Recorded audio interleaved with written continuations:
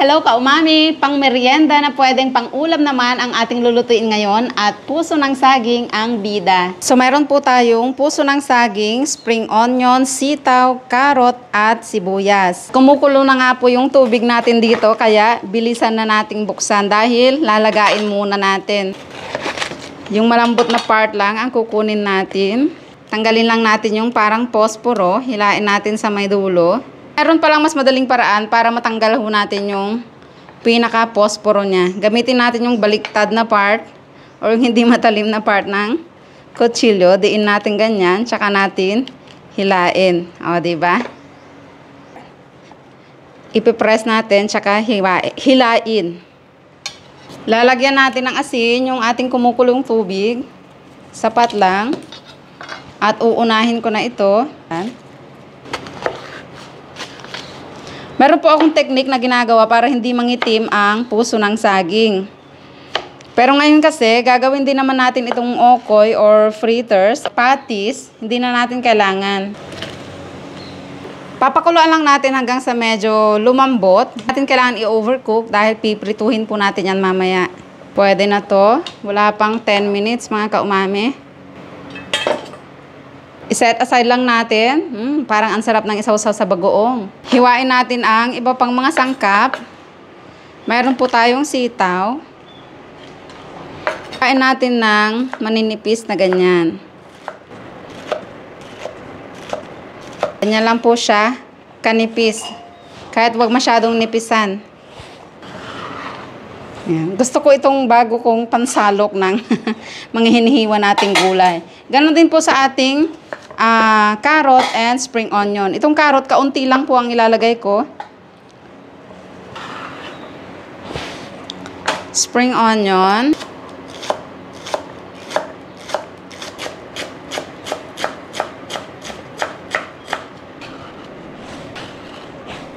Sunod natin ang puso.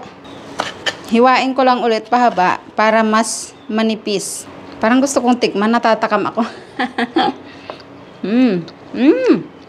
Namis. Parang naging kamote.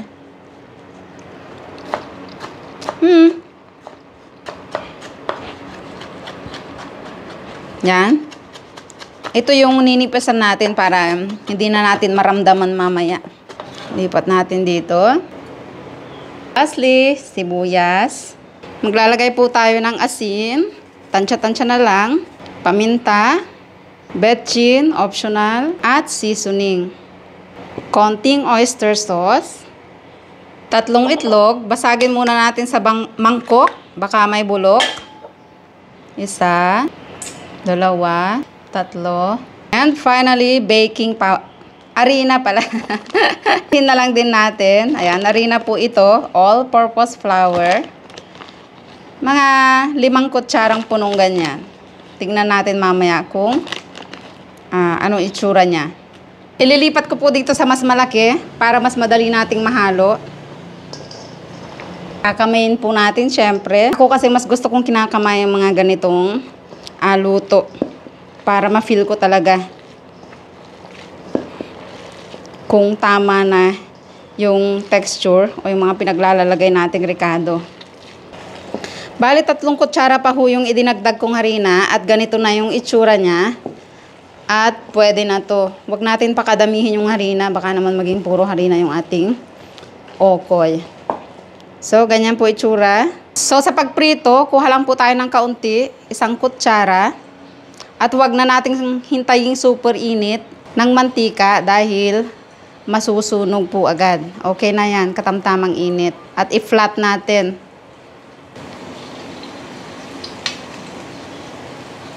Baliktarin natin. Wow. Ang cute. Ang ganda ng kulay ka, umami.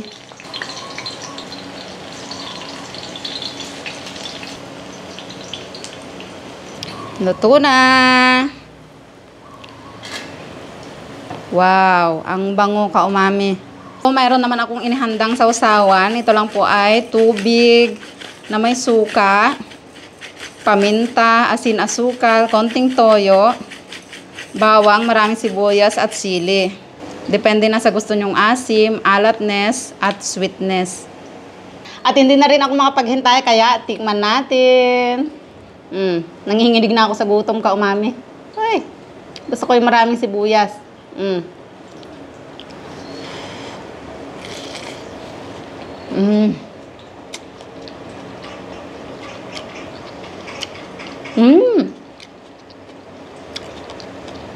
Yung mga gulay niya, hindi na overcook. Parang nalalasahan mo pa rin yung crunchy-crunchiness niya, lalo na yung sitaw at sibuyas. Nga malambot dahil sa harina, itlog at puso ng saging, maanghang. Ang sarap. Wow. Pangpapak to sa akin. Pwede rin siguro lagyan natin ng hipon or ground pork, di ba? Wow. Ang sarap, grabe.